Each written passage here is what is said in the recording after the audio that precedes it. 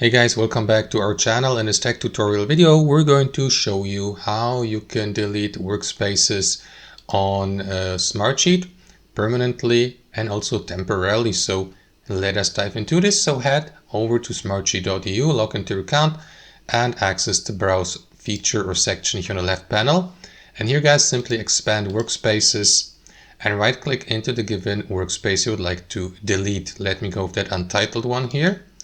Right click into it and select delete. After that, confirm that and click into delete. After that, the given workspace will be deleted and also move to the deleted items section here guys. So if you'd like to check if it has been deleted guys, it won't be possible because only dashboards as well as project sheets can be restored. So workspaces, once clicked into delete here, will be deleted permanently.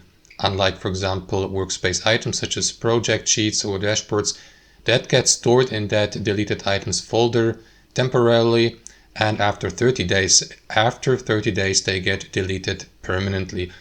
Up until that point, they will stay in that folder so that you can, for example, restore them. But that doesn't apply to workspaces, unfortunately, guys. Once you click into delete, there you go. There's even that information that you can't restore deleted workspaces. So deleting workspaces is always permanent, not temporary. So guys, that's how it works. Hope you enjoyed this video, got some real value from it, and we'll see you next time on our channel.